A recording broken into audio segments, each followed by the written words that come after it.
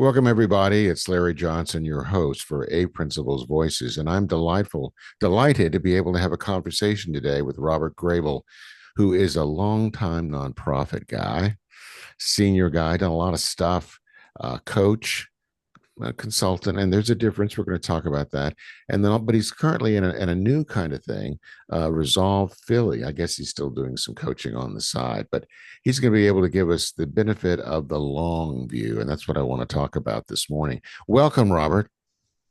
Thanks, Larry. Great to be here. Appreciate it.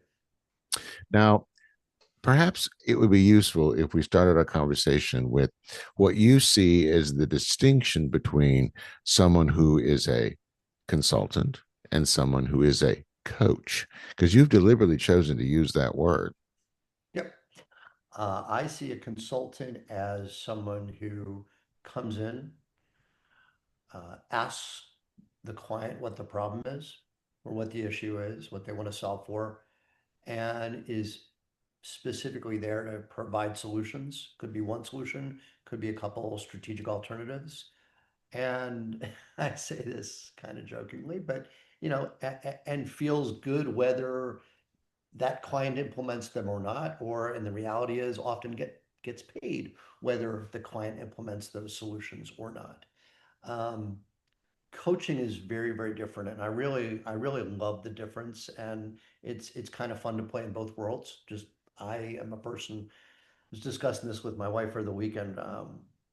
We just both love new things and sort of variety of things.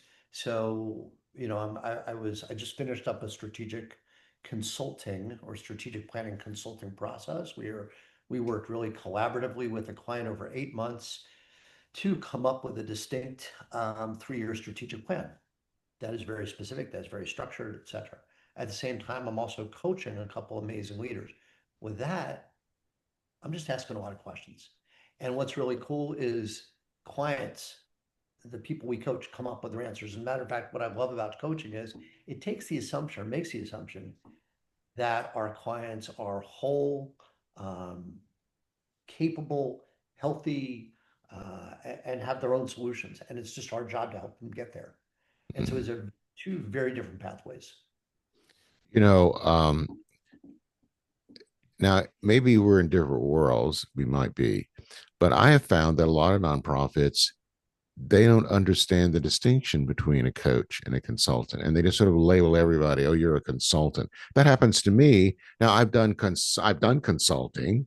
I've done a lot of capital campaign, a lot of capital work, but also I've done coaching, and now I'm really more of a my company is really more of a training vehicle than anything else. So how do you when you how do you make yourself known as to what you're actually going to be? How do you clarify that in people's minds? I'm going to answer that in a second if it's okay with you, but I love what you said because, coming from a nonprofit background, so let's say we're all into the zone of C's, let's call it, coaching, consulting, and context. So you find very often, or I've seen it very often, what sometimes gets misplaced is when someone comes to you understanding the context that you're in, they'll expect you to do something different. Meaning, if I'm going to coach a nonprofit executive director and they know that I come from a nonprofit background, a lot of times they'll just say, you've been there, what do I do? Right. Mm-hmm. And I really try to hold the line on that. The most I will deliver or will try to deliver is I ask someone 3 or 4 or 5 times and even allow some silence, like, hey, what do you think you should do? And so my point there is I think great coaches don't necessarily have to come from the same context. As a matter of fact, I'll speak to, and I hope I'm answering a question, but I'm thinking about myself where I have a great coach. I think, first of all, with coaches, if you don't have your own coach, you don't really believe in coaching. And so I don't care how old I am or how much I know, I always want to coach. And the coach that I have doesn't come from a nonprofit background at all. She's amazing. She comes from a manufacturing and product background. Yet she asks the most incredible questions, gets me thinking, challenging myself, and doing those things. And so, where I make the distinction, if I'm talking to someone about an engagement, I'm going to be really clear about that. So, if someone says, I'm trying to become a better leader, A coach can help you become a better leader by helping you get to the heart of how you want to lead, where you want to lead people, what you want Mhm. to do. I can't say, well, you should walk taller, or you should, do the superhero pose or whatever it is. I got to help you figure out, you know what I mean? There's a book called, I forget what it is, structure or stature. I forget. I even have it, where someone did all these studies about if you stand tall, you'll, be a better leader or something like that. Yeah, there's some, probably some truth to it. But the bottom line is you can only figure out how you, Larry, are going to be the best leader. If someone says to me, we need to figure out how this organization is going to be sustainable for the next 3 years, there's a lot more structure in that question than a coaching question, Yeah, right? yeah, there There's a is. lot more definitive answers one can provide there. Okay. Hope Now, that answers. so now you're doing this Resolve Philly thing. Now, tell me how you got involved with that and what is it? Sure. So Resolve Philly is what we call a hyper-local, community-driven news site or newsroom. And what I'm, as I said, I love learning new things, and I'm learning, getting sort of a fast education in what we would call the nonprofit news sector.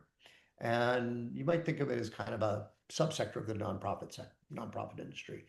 And if you think about it, there's been a lot of information about the, you know, the collapse of the big newspaper industry. Yeah. Our big newspapers like the Washington Post, New York Times, et cetera, are still around, but I don't know the numbers, but we used to have, I think, 10,000, 11,000 newspapers in this country. That's dramatically shrunken Oh, through yeah. acquisition. It's through a combination of acquisition and a lack of, and we won't go to the political side of this, a lack of trust in journalism in Hmm. general. And, so really the last 10 years, as I'm learning in the journalism and news industry, have really taken a hit for the trust, for the financial, and it gave birth to this whole new area of nonprofit news sectors, nonprofit news organizations. And, these are organizations that can, it can be one person that's reporting on something super specific, like Hmm. arts or a particular culture.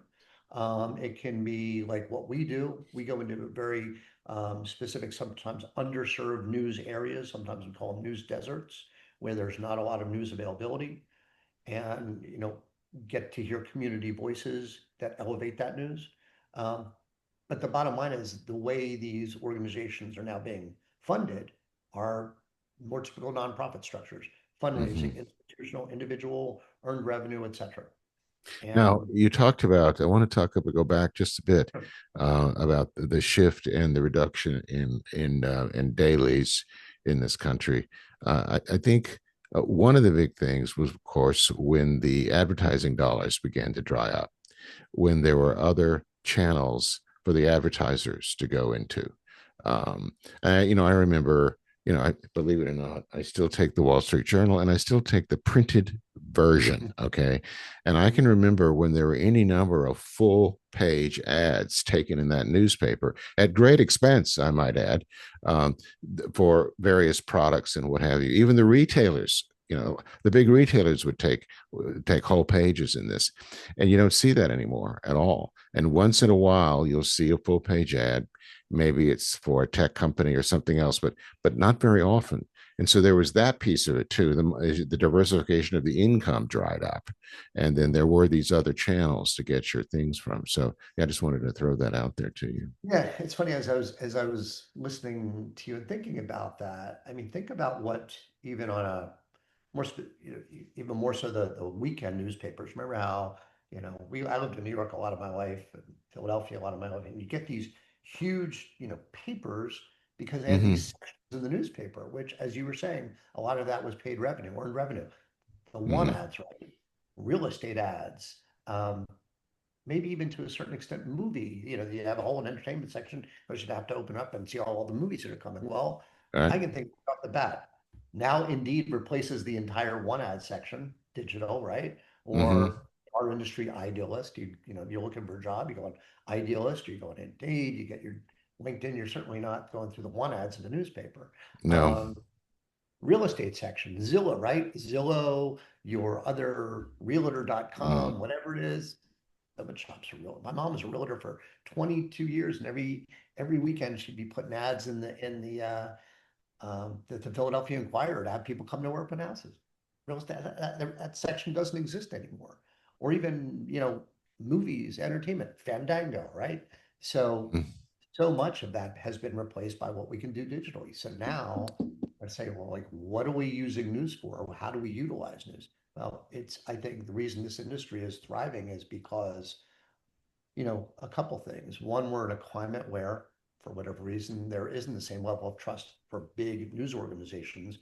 but you can do things at a very community-driven level. For example, with Resolve Philly, we've got three different folks that work in an area of Philadelphia called Germantown. These folks live right in the community. They talk to the community members. They sit out in the park and talk to them. We know the issues, or we get to hear from them the issues they want to hear reported on, like, whether it's healthcare, having safer neighborhoods, new development, or how do we, do development in a smart way that keeps local folks able to live in the same areas they've grown up in. That's what people want to utilize news for, or at least to a certain extent, that's what has given birth to this industry. So, That so, eagerness. so tell me, what's the revenue mix for an agency like this? So it was interesting. I spent all of last week in Minnesota. There's an organization called the Institute for Nonprofit News, and they work with, I think, yeah, they just crossed over 500. Work with over 500 news organizations.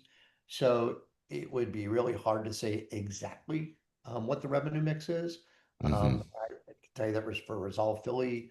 Our founders had incredible relationships, or do have created incredible relationships with our institutional partners. But our fundraising mix is about 91% institutional, 7% individual donors, and 2% earned revenue. Okay.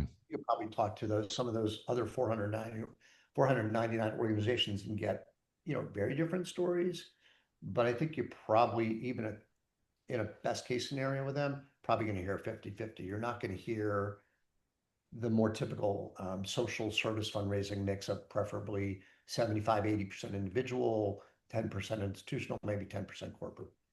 All right. It's still What a young industry that's going towards there. what would you like to be the ideal mix? How much of earned revenue would you like it to be? Earned revenue, I'm still fine at the 5 or 10% place.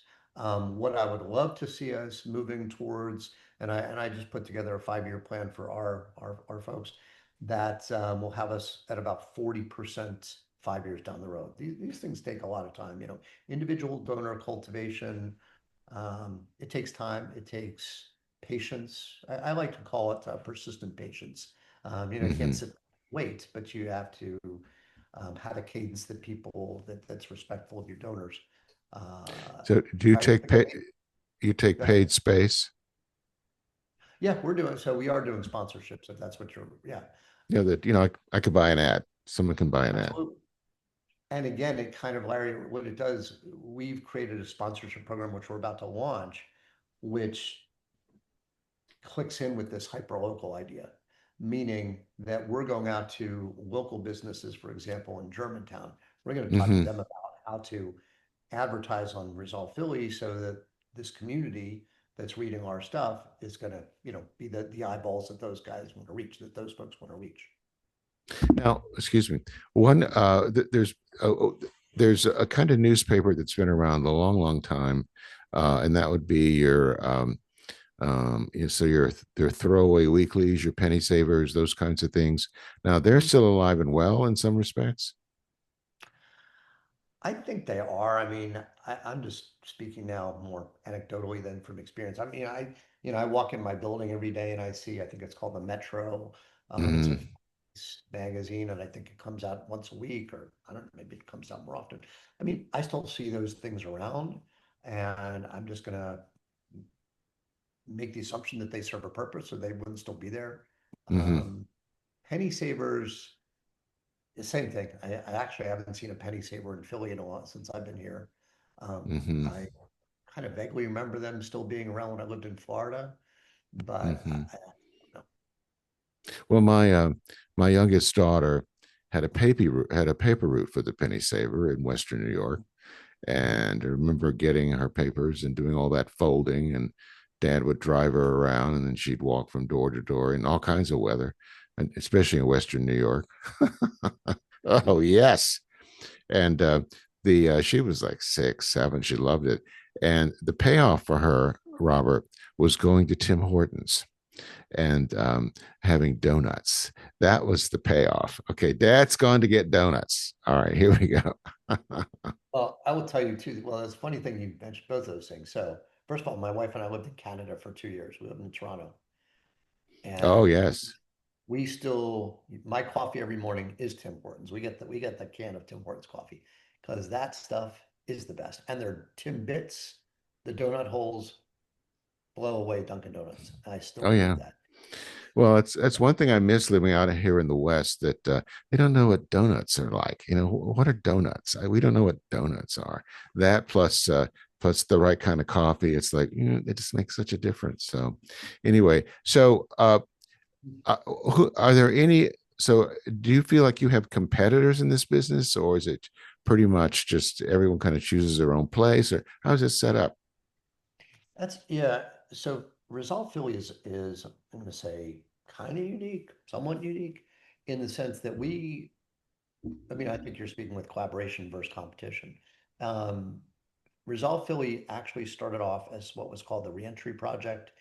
It was a project coming out of Temple University that talked about ex-offenders going back into the community. It Hmm. evolved into what was called, or still is called, the Philadelphia Journalism Collaborative. And what that is a collaboration of 30 different newsrooms around Philly that share information and stories because it really benefits everybody. So, if we're trying to get out news, or for example, there's a very hyperlocal organization or newsroom in Kensington. I think it's called the Kensington Voice. And Kensington's a really interesting area here in Philly. I mean, if they end up using a story that was part of that collaborative, that serves those folks well. And it helps the collaborative too. It builds relationships, it builds trust. And so I think it's been a really um, great new called resource asset for Philadelphia to have these 30 newsrooms working together. So, I think, when you speak to competition, I think that happens maybe more at the bigger level or more Hmm. wide level where, I mean, even like, but I'll again think about Philadelphia. We just have the Inquirer now. The Inquirer and the Bulletin maybe used to compete for the big story. Now that doesn't exist. New York, maybe the New York Times and the New York Post compete for stories. I think at a more local level, it's less so. Hmm. So let's shift gears again. I want to go back and talk about coaching. Are you still doing coaching work on your own? Yeah, right now I'm just doing, I just have one client and, I'd say there was a point around 2018 to 2022 where I was actively building my business. Now I do it because I just enjoy it. And I mean, before it was Okay. a primary source of income. I'm coaching one incredible leader right now. And when we're done, I will definitely probably add one or two more or three more to the portfolio just because I find it really um, both interesting, exciting, and valuable. To me, I learned from that too. Well, I that would be what I would enjoy most is a coaching situation. I've done plenty of consultants.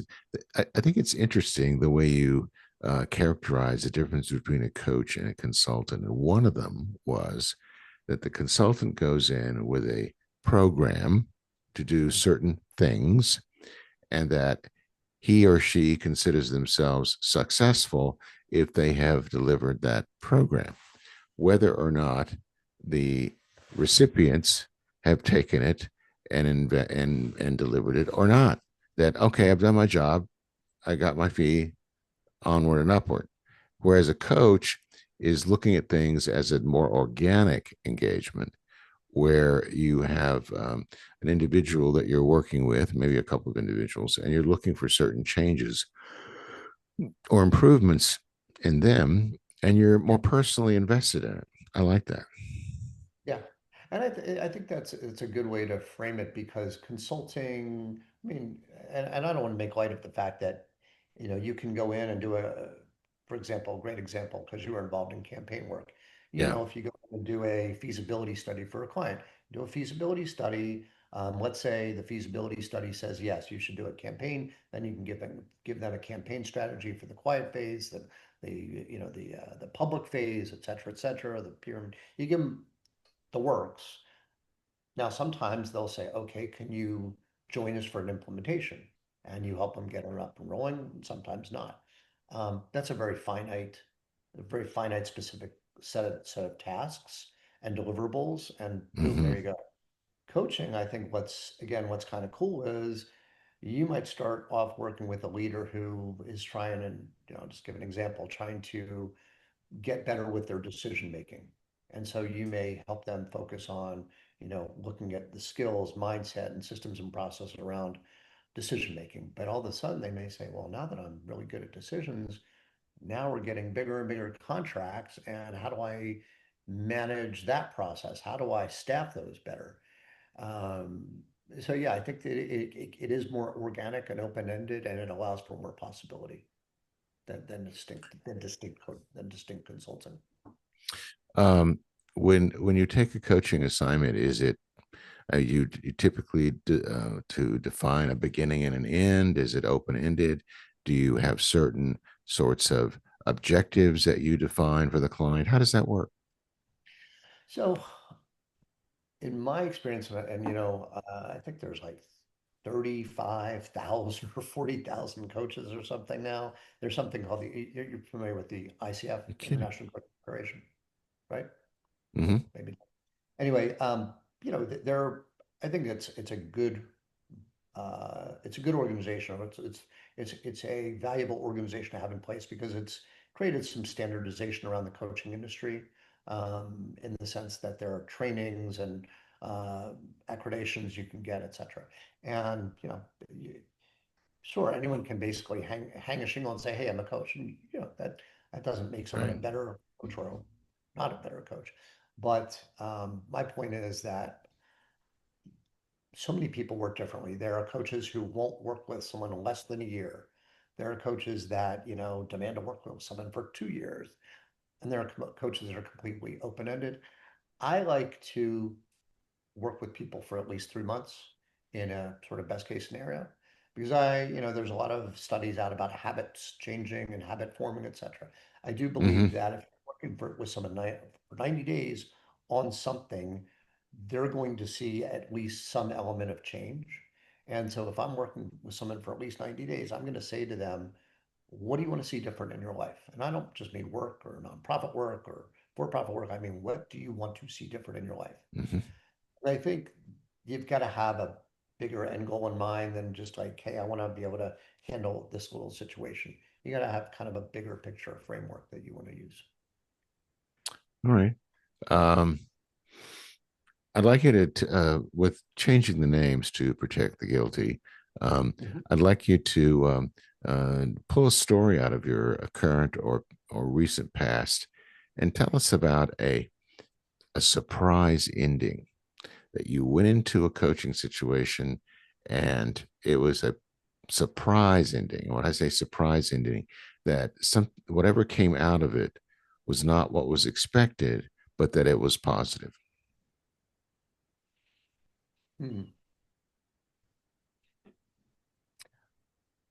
Well, one of the coolest surprises I ever had kind of came out of both of us, I like to say, because usually with coaching they talk about co-creating the coaching experience, and I Mm-hmm. like that.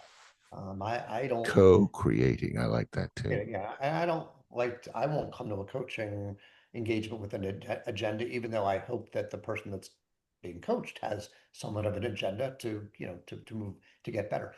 But I had a coaching client about it was like 3 or 4 years ago.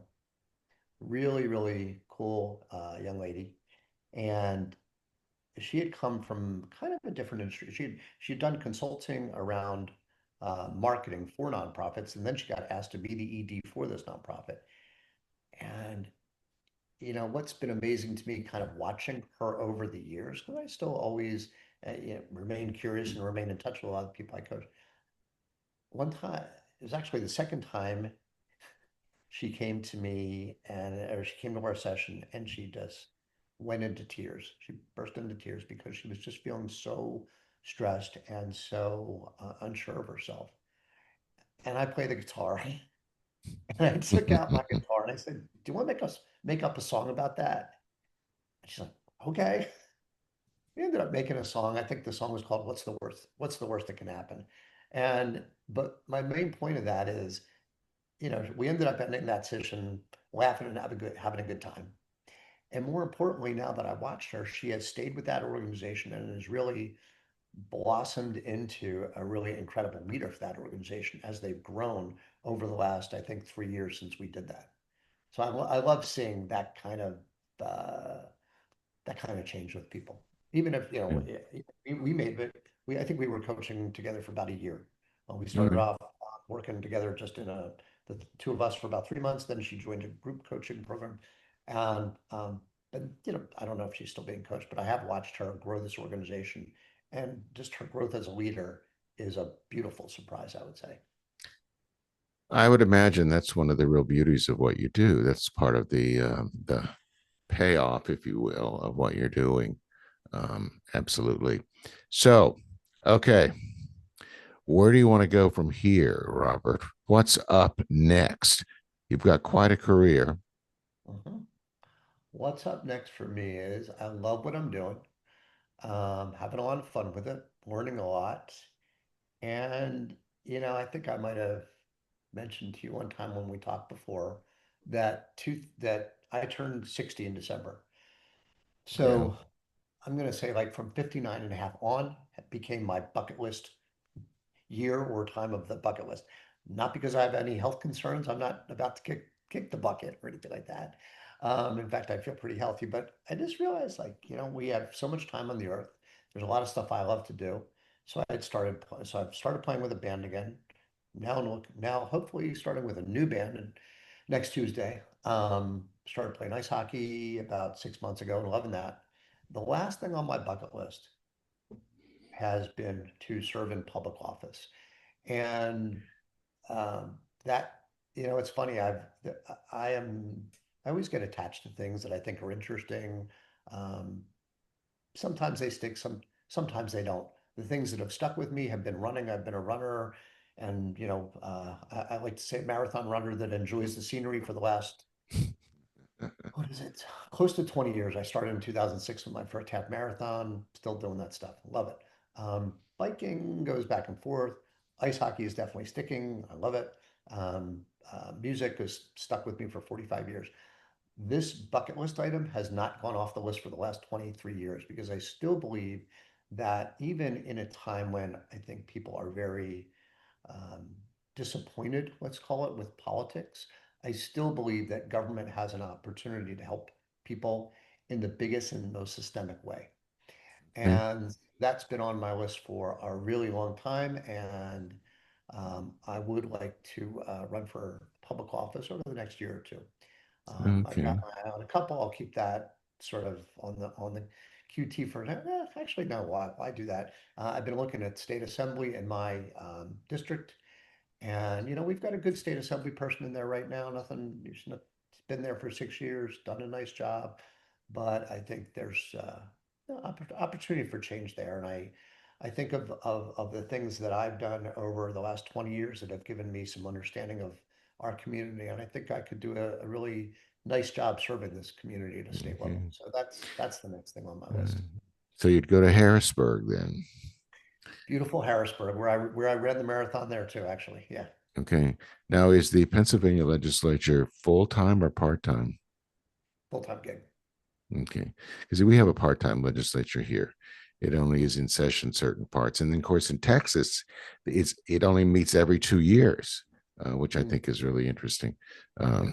But okay. All right.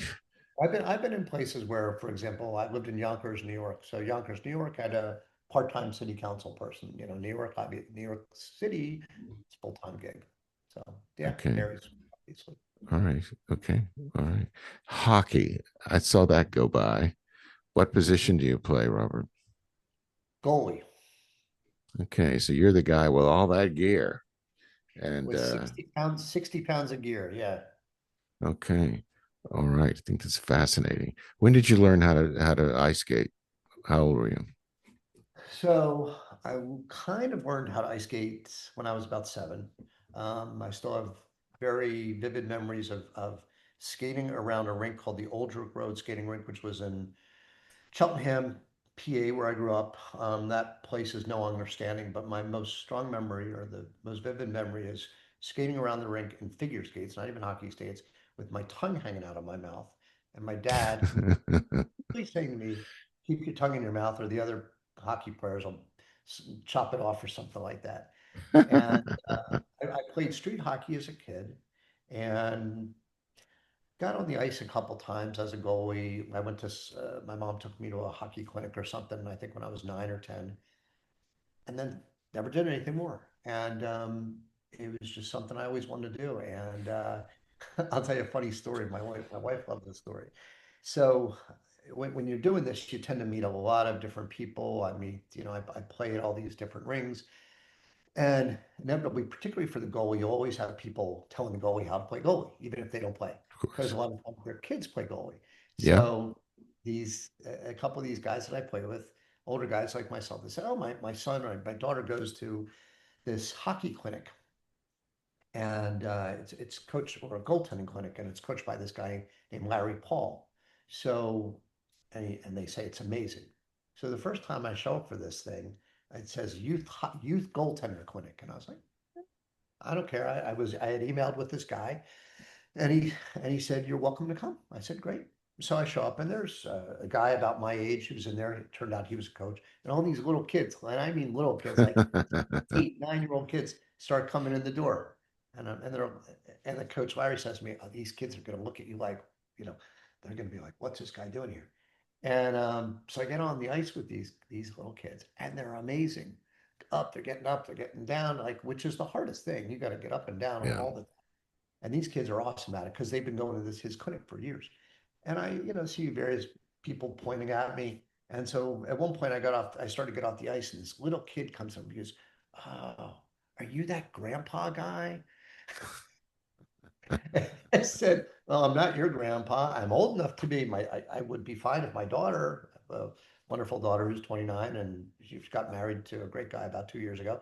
And if they have kids, I'll be the happiest guy in the world." I said, "My daughter's could maybe make me a grandpa. If you want to call me grandpa, that's fine." Fine. So and then I went to that same clinic yesterday, and my wife's like, "You're playing hockey with children?" I said, "Yeah, I am, and they're all better than Sort me." of. So that's why I say, you're never too old to learn something new and learn. I'm watching these one of the kids gets off the ice when we're finally done, and I'm puffing and puffing. And speaking of donuts, it's really nice. I always give us these awesome donuts at the end. And the kid goes to me, he's like, "Oh, you played really well today." I said, "Thanks. I was watching you." Trust me, this kid was way better than me. So You yeah. know, I think one thing that speaks well of you, Robert, and I think I certainly believe that it's impacted your coaching in a very positive way. Is your openness. Mhm. You're an open person. You're Yep. willing to take on new things, and at the same time, you're willing to be a critique of something that's currently there. Um, and so that enables you to function well in a number of different situations, some of which that you have little experience in until you're in there. And I know that's served you well. That really has. I think that's fascinating. Um, you know, what would you like to say that we haven't talked about? Well, I'd like to say, I would just thank, and first of all, thank you for that. And I'll say humbly that I agree with that. I think that's what makes life really interesting. Mm-hmm. Just try new things. I had an amazing coach, actually the best coach, and I'll give her a shout out here. Her name is Melissa Ford. I did a number of her. She doesn't have a certification program, but she has a really great program for coaches called Intentional Prosperity for Coaches. And she teaches you not necessarily, well, you definitely learn how to coach through her, but you also learn how to build a business from coaching. A lot of coaches, and since we've been talking about coaching a lot, I think what always kind of saddens me, I love business development. I was a stockbroker Hmm. 90s when I used to make 300 cold calls a day. So I think that's served me well. I've never been afraid to ask and hear no. I think there's so many people that are great coaches and they'll say stuff like, if I'd be the best coach in the world if I just didn't have to get clients. Right?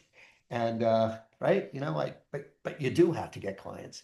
And if you're starting off from scratch, hopefully, hopefully you're 2 years in, 3 years in, you start getting referrals, but you got to start somewhere. And so that's what Melissa helps you to do. But what did she say to me? Why did I start talking about her? Um, Now I'm forgetting. I lost my train of thought. Anyway, she was an incredible mentor that always just helped us kind of understand ourselves better. And yeah, she just helped us build the business of coaching. Um, anyway, the only other thing that I would add to this conversation is, and it's a little cliche these days because people talk about it, but I don't really care. You got to remain grateful for whatever you have. I mean, I Yes, you consider myself do. insanely lucky because I was born with congenital heart disease, had what they call tetralogy of Fallot. It's a thing where you have a hole in one of the ventricles of your heart. And my parents, I'm lucky, I'm fortunate. And this is why I think people always have this, why our country is discussions about healthcare and who has access, who doesn't. I mean, I'm grateful. Came from a nice middle class background where my parents could get me healthcare that saved my life. So I had what they call a Yeah. Blaylock shuttle. I was 5 years old. I had open heart surgery at Mayo Clinic when I was 10 that literally saved my Wow. life.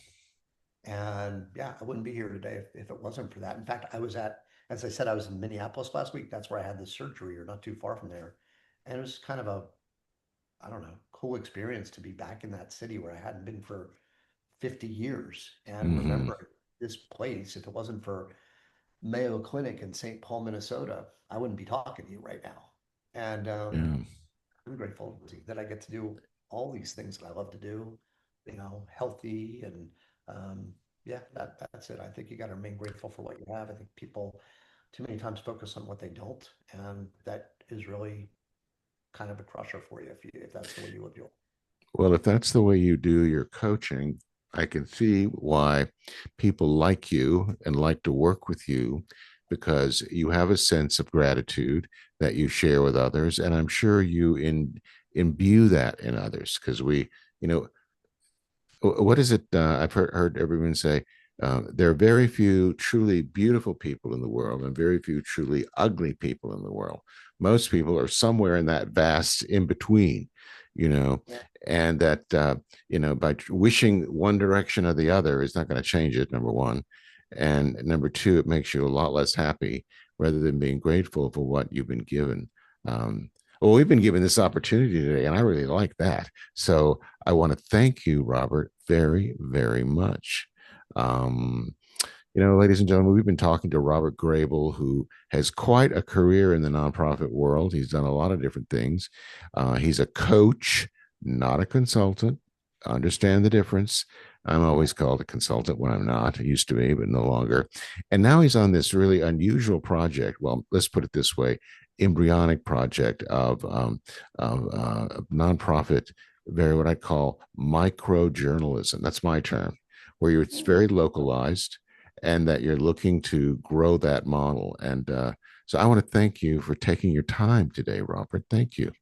Well, I want to thank you also, Larry, and I will share actually one other thing I forgot to share, if it's okay. Um, Please.